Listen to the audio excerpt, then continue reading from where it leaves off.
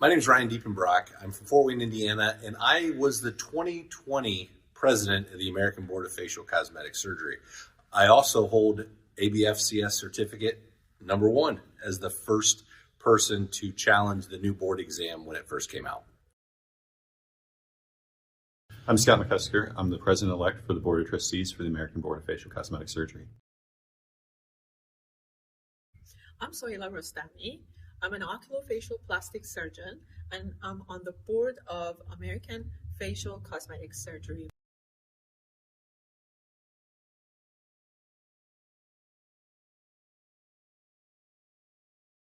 What I think separates American Board of Facial Cosmetic Surgery diplomates apart from other surgeons who perform facial surgery is the fact that we are specifically tested only on cosmetic surgery of the face, which is in itself very, very separate from body procedures or reconstructive procedures.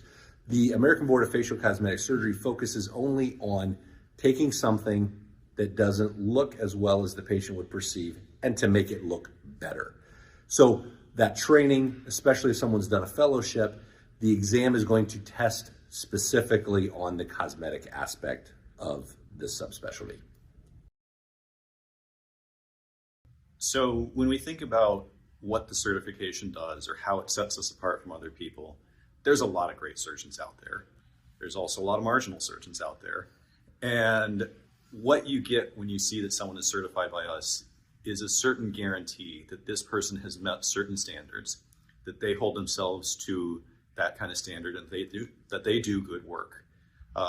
And so I think that really goes a long ways for reassuring our patients that we know what we're talking about and we know what we're doing.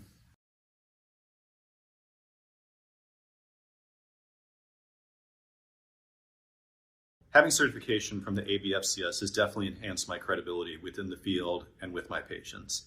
I'm an ENT, and a lot of people don't realize that facial cosmetic surgery is something that we have expertise in. Having this certification is a very easy way for me to communicate to my patients, I am trustworthy and I am an expert in this. Additionally, having this certification is what lets me publish things and get into meetings like this, the AACS annual meeting, and be able to share what I do with other people, and that's really great.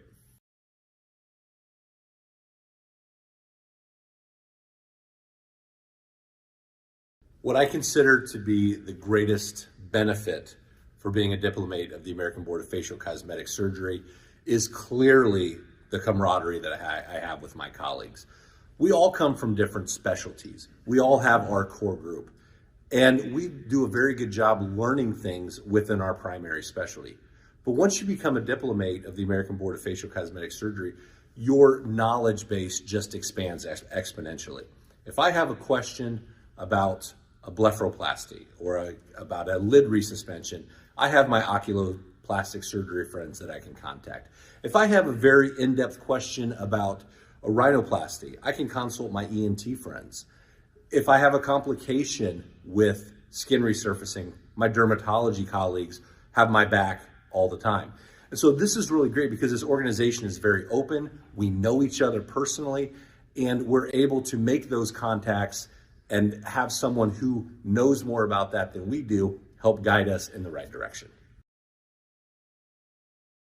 So for me, being a diplomat of the American Board of Facial Cosmetic Surgery has been very important and very rewarding.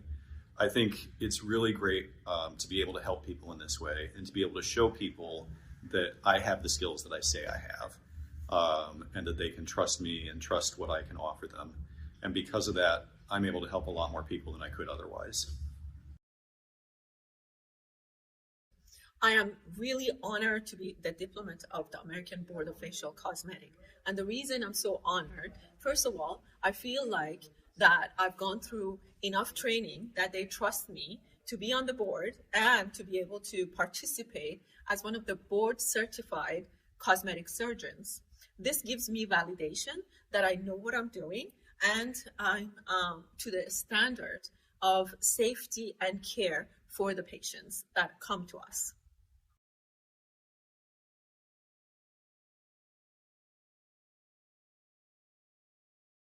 I am extremely honored and proud to be a member of the American Board of Facial Cosmetic Surgery. I look back at the infancy of this board and I think of today, what am I most proud of? And honestly, I think it's some of the great colleagues that I was able to bring in to the organization. It was very, very small. There were very, very few solely designated facial cosmetic surgeons when this board started. And through my friendships, through educational opportunities, I was able to bring in some people who are now the leaders for this board. Current president, Dr. Darren Pretzel, has been a great friend of mine for 20 years. In fact, he was a chief resident when I was interviewing for oral maxillofacial surgery residents. And although he might not know it today, he was very influential in my long-term career plan. So it was an honor to have him, as well as past president Dr. Kalwerski, who was a colleague of mine in the Air Force, who I worked with and did thousands of oculoplastic procedures hand in hand with him, to be able to bring him into the board as well. And those are just two of the very few people who have made this board fantastic, and I'm very proud of that I played a small part in their entry into this organization. In my career, I've definitely had a lot of times when I felt proud of the work I do, and specifically for facial cosmetic surgery. And I think more about what I've done for other surgeons or what I've done for the field, as opposed to what I've done for particular patients. You know, there's lots of patients that are happy, and that's great. But what is more meaningful to me is when I can take another surgeon and teach them how to do this, or when I can help the field advance as a whole by publishing something or by changing techniques. That goes way beyond what I can do for my particular patients. When I decided to become a fellowship director, that was the moment that I felt like finally I can give back to my field. So for the past 3 years, I'm so proud to have fellows graduating from my program, and I feel like I'm just giving a little bit back to the wonderful organization that I belong to.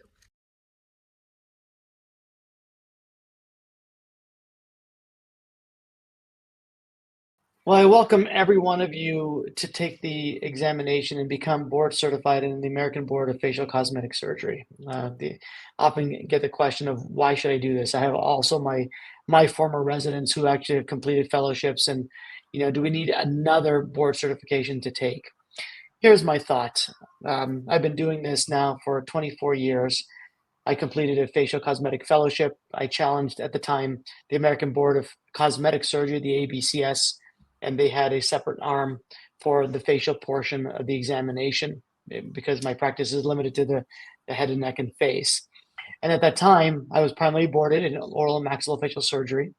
And after completing fellowship, to me, it was a level of accomplishment.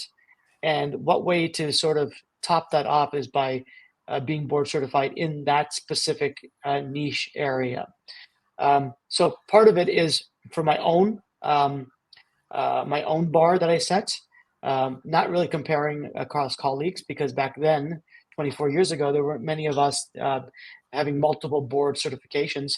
But now, even with patients, it's so important to show the accomplishments that you went through, the struggles of residency and fellowship, and just taking yourself to the next level.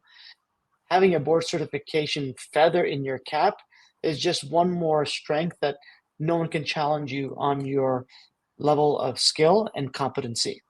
Now, from a litigious standpoint, which I can't speak to that, thank God, knock on wood, but you will have all the